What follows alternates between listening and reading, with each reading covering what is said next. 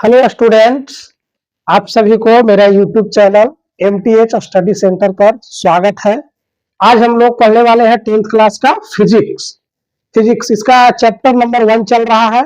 इसका पार्ट 1 पिछले वीडियो में हम लोग पढ़े थे, जिसमें हम लोग प्रकाश का परावर्तन के नियम तक पढ़ चुके थे। ठीक है, उसी नियम से संबंधित एक आज हम लोग प्रूफ करने वाले हैं समतल दर्पण पर लंबवत पड़ने वाले किरण का परावर्तन। ठीक है बच्चों, देखिए यहाँ तो इस तरह से होता है कि लंबवत पड़ता है तो वापस लौट कर चला जाता है, लेकिन यहाँ हम लोग फुल उसका एक्सप्लेनेशन एकदम करेंगे, है ना, कि आखिर किस तरह से क्यों उसी पथ पर लौट जाता है। तो चीजों को यहाँ रटना नहीं है, समझना है। ठीक है, तो चलिए आइए हम लोग शुरू करते हैं।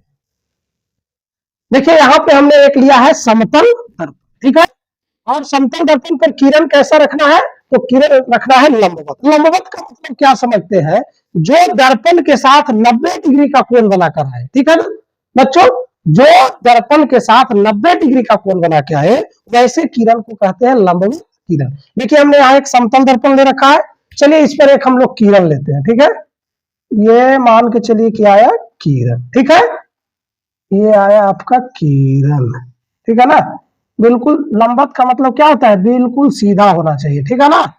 अब देखिए, अब एक बात हम लोग जानते हैं, इस समतल दर्पण के साथ ये कैसा है, लंबवत आ रहा है। ठीक है ना, तो जिस बिंदु पे आके टीका, जिस बिंदु पे आके ये टीका किरण, इस बिंदु को क्या कहते हैं, आपतन बिंदु कहते हैं। ठीक है, और हमने क्या बताया था, जहां आपतन बिंदु आ जाए वहां अभिलंब डालना है। क्या डालना है, अभिलंब डालना है। बताइए, जब हम लोग इस पर अभिलंब डालेंगे तो अभिलंब क्या करता है, 90 डिग्री का कोण बनाता है दर्पण के साथ, और ये किरण तो खुद आ रहा है बनाकर, तो लंब भी इसी पर खींचा जाए, लंब भी इसी पर खींचा जाए। ठीक है ना। अब देखिए, जब लंब इसी पर खींचा जाएगा, परावर्तन के नियम से हम लोग क्या पढ़े थे कि आपतन कोण परावर्तन कोण के बराबर होता है। आपतन कोण परावर्तन कोण के बराबर होता है। जरा ऐसे समझिए, आपसे मान के चलिए ये क्या है, एक मान के चलिए दर्पण है। ठीक है, इसमें से एक क्या आया, किरण है। ठीक है, ऐसे है। ठीक है, इसको थोड़ा सा और हम लोग ऐसे किए तो ऐसे हो गया, इसको और करते जाएंगे, ऐसे करते जाएंगे तो एक समय क्या आएगा कि इसी पर एकदम आ जाएगा ना। तो इसी पर जब आ जाएगा तो जो हमारा कोण बनेगा, ठीक है, कोण किससे बनता है, मान के चलिए ये लंब था, ये क्या था, लंब था, इधर क्या हो गया, और ये है आपतित किरण। तो ये कोण बना, जैसे जैसे सटाते गए कोण क्या गया, कमते गया, और एक समय ऐसा आया कि ये जो अभी लंब है, किरण इसी पे आ गया, किरण इसी पे आ गया। तो देखिए आपतित किरण क्या है, आपतित किरण भी इसी पर है और अभिलंब भी इसी पर है। तो यहां से यदि हम कहें कि आपतन कोण कितना होगा, तो आपतन कोण किसे कहते हैं, अभिलंब और आपतित किरण के बीच बने कोण को कहते हैं आपतन कोण। तो बताइए, जब अभिलंब और किरण दोनों एक ही पर है तो आपतन कोण क्या हो गया, तो आपतन कोण हो गया 0 डिग्री। आपतन कोण क्या हो गया, 0 डिग्री। और परावर्तन के नियम से हम लोग क्या पढ़े हैं कि आपतन कोण और परावर्तन कोण बराबर होता है। तो जब ये आपतन कोण 0 हो गया तो परावर्तन कोण भी क्या हो जाएगा, 0 हो जाएगा ना। तो इसीलिए जो लंबवत किरण आता है वो क्या करता है, 0 डिग्री का कोण बनाकर आया है इसी पर, तो 0 डिग्री का कोण बनाकर ही जाएगा। तो यानी कि जितने डिग्री कोण बना के आया उतने पर ही गया। तो 0 डिग्री का कोण बना के आया तो 0 डिग्री कोण वापस चला जाएगा।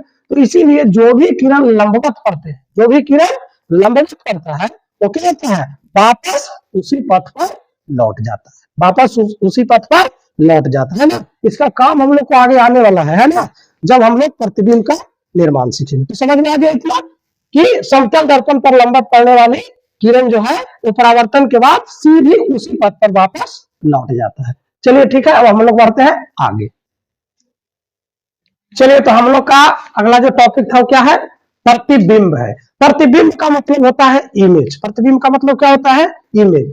जैसे दर्पण के सामने, आईना के सामने हम लोग खड़ा होते हैं तो उसमें हम लोग का चेहरा दिखता है कि नहीं, वो जो चेहरा दिखता है उसी को क्या कहते हैं, प्रतिबिंब कहते हैं, है ना। इसका डिफिनेशन क्या है कि किसी बिंदु स्रोत से आती, किसी बिंदु स्रोत से आती प्रकाश की किरणें दर्पण से परावर्तन के बाद, दर्पण से परावर्तन के बाद जिस बिंदु पर मिलती है, ध्यान दीजिएगा यहाँ पे, जिस बिंदु पर मिलती है अथवा जिस बिंदु से आते ही प्रतीत होती है उसे उस बिंदु स्रोत का प्रतिबिंब कहते हैं। ठीक है, तो यहाँ डिफिनेशन में ही छुपा हुआ है, दो चीज छुपा हुआ है, यहाँ ध्यान से देखिएगा।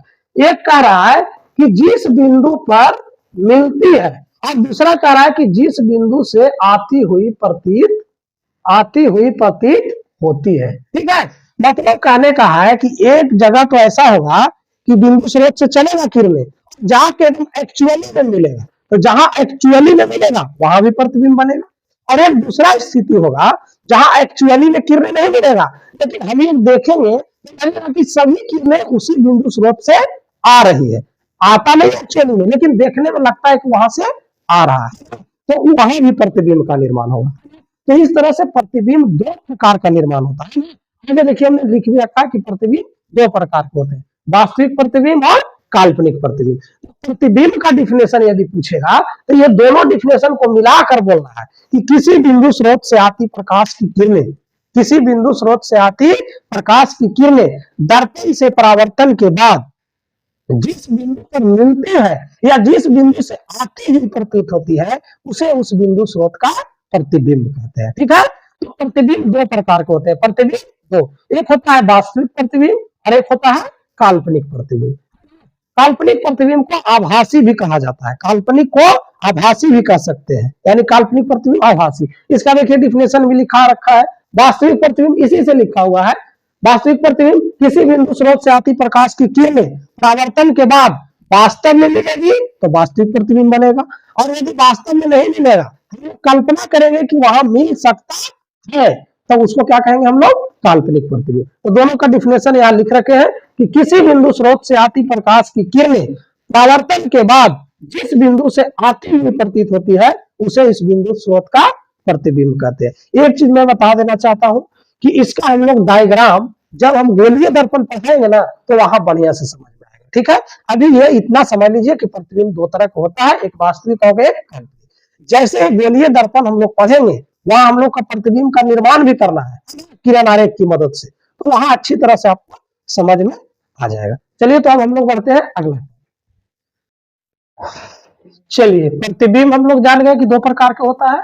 अब है समतल दर्पण द्वारा प्रतिबिंब का बनना। ठीक है, यहाँ पे हम लोग एक डायग्राम बनाएंगे और देखेंगे कि समतल दर्पण में प्रतिबिंब कैसा बनता है। ठीक है, समतल दर्पण का मतलब आप लोग समझिए, घर में आप लोग आईना जो देखते हैं वो लगभग समतल दर्पण ही सभी के पास रहता है। ठीक है, तो उसमें प्रतिबिंब कैसे बनता है वो हम लोग सीखेंगे। ठीक है, तो मान लीजिए कि यहाँ पे एक वस्तु है ना, यहाँ पे एक वस्तु है। ठीक है, तो यहाँ से एक किरण, अब देखिए कोई भी वस्तु रहता है तो यहाँ से अनगिनत किरणें निकलती है, देखिए ऐसे ऐसे ऐसे ऐसे ऐसे, है ना। लेकिन हम लोग को जो प्रतिबिंब का निर्माण है उसके लिए कम से कम दो किरणें लेना होता है, कम से कम दो किरणें। अब कौन कौन से किरणें होते हैं आगे और भी बताएंगे।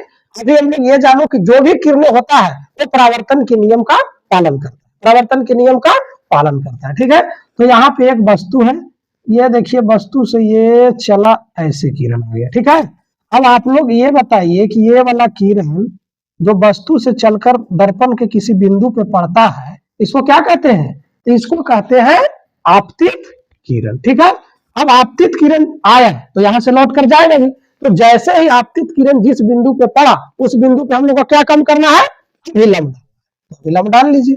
हाँ, बिना विलंब के कुछ नहीं होगा, विलंब जरूर डालना है। ठीक है ना, विलंब क्या होता है, एकदम सीधा 90 डिग्री का कोण बनाते हुए। ठीक है, यदि डायग्राम हमसे कुछ गड़बड़ बन जाए, लाइन सीधा ना हो, तो आप लोग स्केल के मदद से अच्छा से बनाइएगा। ठीक है, ऐसे हम प्रयास करते हैं ढंग से बने। ठीक है, ये जितना डिग्री का कोण बनाकर आया, ठीक है, तो अभिलंब के कहने के अनुसार उतना ही डिग्री का कोण बनाकर जाएगा। ठीक है, तो ये देखिए यहां से ऐसे चला और ये ऐसे चला गया। ठीक है, ये रहा, है ना, तो थोड़ा सा मोटा कर दे सकते हैं इस तरह से। ये देखिए ये किरण आया और ये इस तरह से लौटकर चला गया, है ना, और ये परावर्तन का नियम का पालन करते हुए जा रहा है। देखिए जितना डिग्री का कोण बना के आया था ना, उतना ही डिग्री का कोण बनाकर ये इधर गया है। ठीक, अब हमको प्रतिबिंब बनाने के लिए यहाँ पे वस्तु है बच्चों, ठीक है ना, बिंदु के समान से उसको हम लोग बिंदु से सूचित कर रहे हैं। एक किरण और लेना होगा, है ना, तो ये किरण हम लोग ऐसे लिए यहाँ से जो दर्पण पर बिल्कुल लंबवत, दर्पण पर बिल्कुल लंबवत पड़े। अब बताइए लंबवत जो किरण पड़ता है वो क्या होता है, अभी बताए थे, वो अपने पथ पर वापस लौट जाता है। ठीक है, ऐसे आया और इसी पथ पे वापस लौट गया। इस तरह से ये जा है ना, इस तरह से जाएगा। अब ये बताइए कि ये दोनों किरणें कहीं एक दूसरे को काट रहा है? ये देखिए ये भाग रहा है इधर और ये जा रहा है सीधे, कहीं भी मिलेगा? ये तो सीधा जा रहा है, ये तो इससे उधर भागते जा रहा है, तो कहीं मिलेगा दोनों किरणें? नहीं मिलेगा। ठीक है, तो देखिए इस स्थिति में क्या होता है कि हम लोग कल्पना करेंगे, जब यहाँ आंख रख के देखेंगे, यहाँ ऐसे आंख रख के देखेंगे, तो हम लोग को लगेगा कि किरण कहीं से आ रहा है, तो इसको सीधे हम लोग नीचे ऐसे बढ़ा देते हैं ना, मान लेते हैं कि कहीं से इधर से आ रहा होगा। ठीक है, और यहाँ आंख रख के जगह देखते हैं तो ये भी लगेगा कि ये भी कहीं इधर से आ रहा होगा, तो इसको हम लोग ऐसे क्या करते हैं, सी दूरी में बढ़ा लेते हैं। ठीक है, इस तरह से, है ना। तो देखिए यहां से देखेंगे तो लगेगा कि ये किरण यहां से आ रहा है, और यहां से देखेंगे तो ये किरण लगेगा कि यहां से आ रहा है। ठीक है, अब ये बताइए, यहाँ पे मान लिया वस्तु वो था, है ना, और यहाँ पे मान लिया उसका प्रतिबिंब क्या बना, या इसको, हाँ वो है तो इसको आई नाम दे सकते हैं, ऐसे आई, हाँ आई है, ठीक है ना।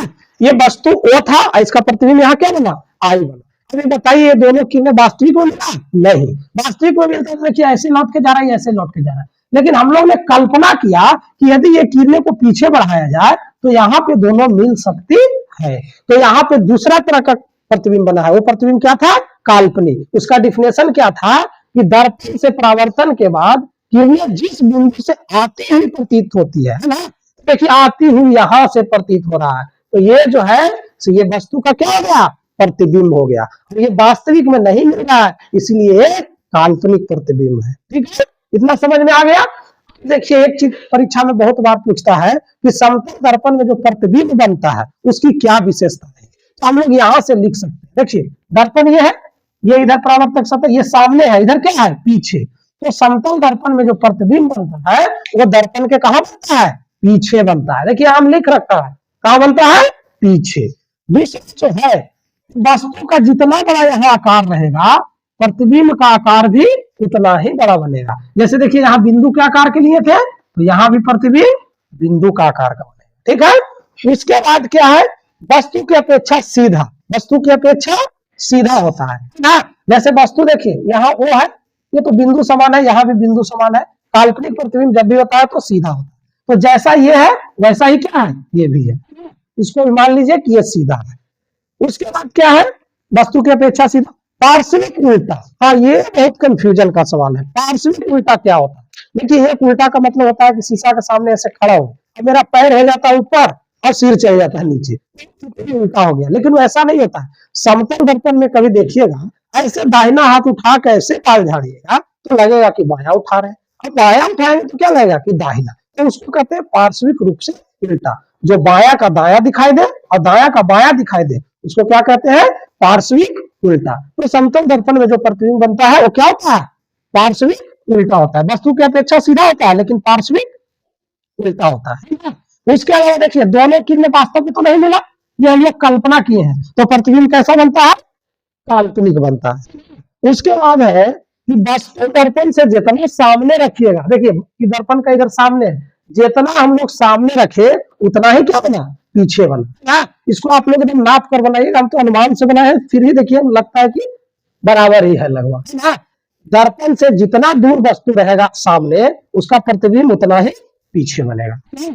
तो ये हो गया समतल दर्पण द्वारा बने प्रतिबिंब की विशेषता है ना। टोटल 6 विशेषता है, टोटल 6 विशेषता है। यदि प्रश्न में आए कि विशेषता बताए तो 6 लिख दीजिएगा, पूछे कि 2 विशेषता तो 2 3। तो और ये डायग्राम यदि याद रहेगा तो इसी से आप लोग सब जवाब दे सकते हैं। तो इतना समझ में आ गया, चलिए ठीक।